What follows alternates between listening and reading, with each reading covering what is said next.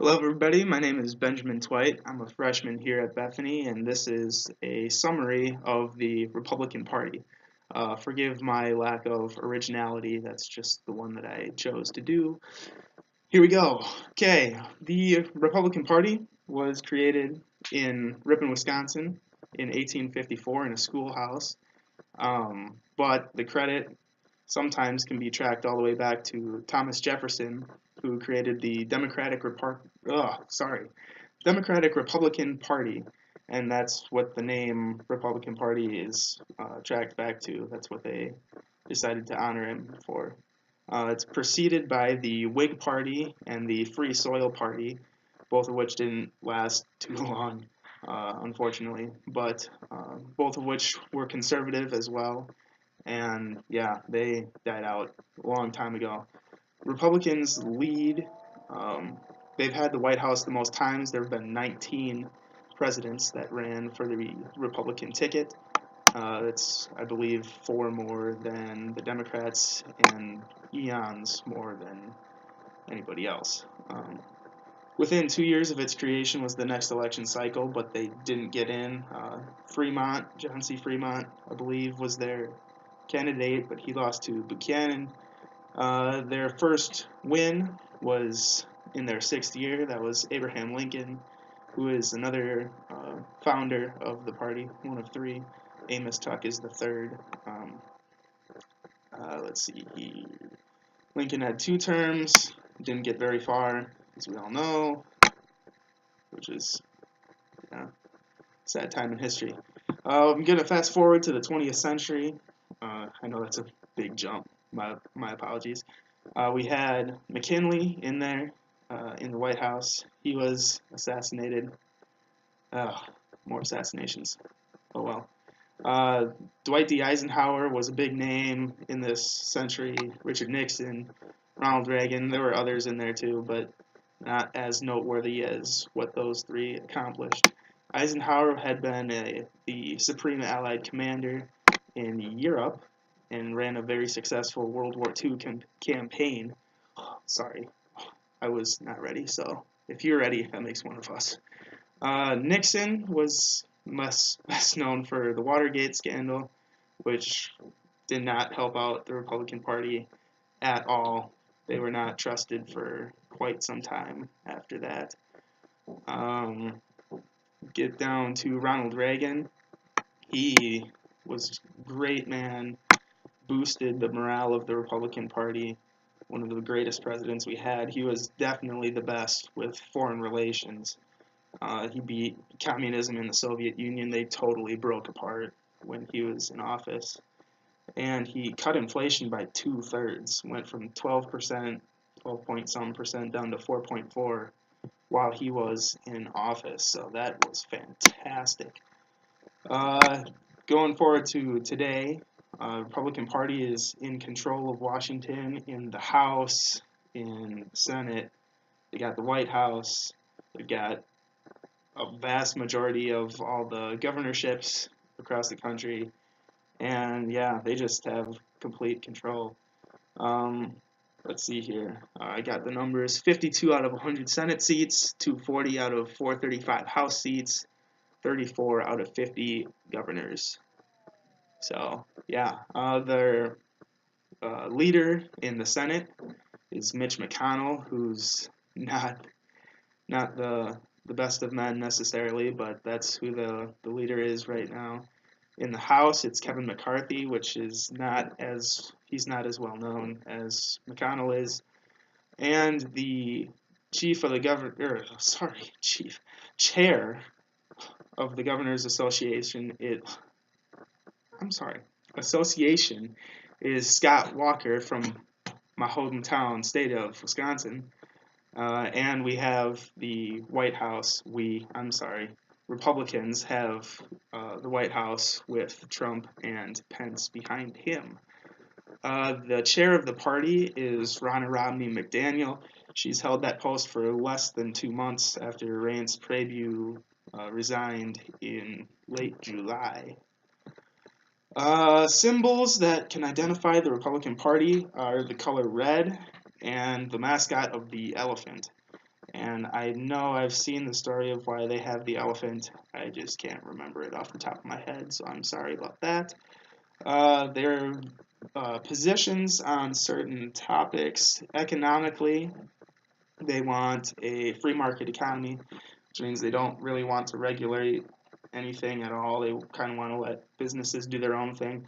That being said, however, they do not like trusts, which is big groups of companies that eventually get monopolies and jack up prices, and yeah, not good. So they don't like those, so they do regulate with antitrust laws and stuff.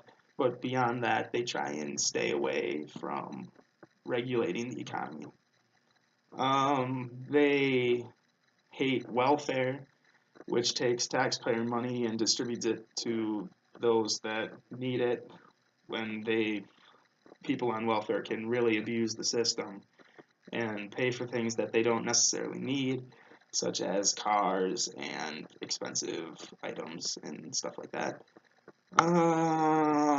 Social issues, Republicans are definitely conservative, whereas, you know, opposers are more liberal. They oppose abortion, gay rights, gun regulations, drug legalization. They don't really like the public school system either. They prefer school choice programs, which allows families to get government vouchers to send their children to private schools. I know back at Lakeside where I went, we had a couple kids on school choice, and it was great that they were able to be there. Environmental issues, Republicans have completely flipped. Teddy Roosevelt was a huge environmental conservationist. I don't know how to word that better. He liked to keep it preserved. That's a much better word. So he created the national park system and he was big on trying to keep the parks preserved. And Ronald Reagan kind of flipped on that, and he um, didn't really care, didn't really want to regulate the park system. And so since Reagan, I'm sorry, Republicans have been trying to stay away from regulating it as much. And any time that Democrats try to pass carbon emissions regulations, it gets shut down immediately by Republicans. Um, or at least most Republicans. Some still want carbon emissions to be contained, like John McCain, I know, is big on trying to restrict it. In national defense, Republicans are completely in. We spend 3 times more on defense spending than the next country, which I believe is China. I'd have to check that list again. And I know we spend more than the next 26 countries combined. So that is a large chunk of dough. Um, but defense spending is what broke the Soviet Union because they tried to keep up step for step and they couldn't do it. So we broke them with just trying to improve our defense. And now that there's terrorism overseas and we're trying to help all these people, there's no chance that anytime soon that number's going down. In international politics, we've got several pretty tight friends. One of them is Israel. Actually, we treat Israel like a little brother, where we're always there for them, and if they get attacked, we have their back. Affiliates to the Republican Party. I'm sorry if this transition is a big one.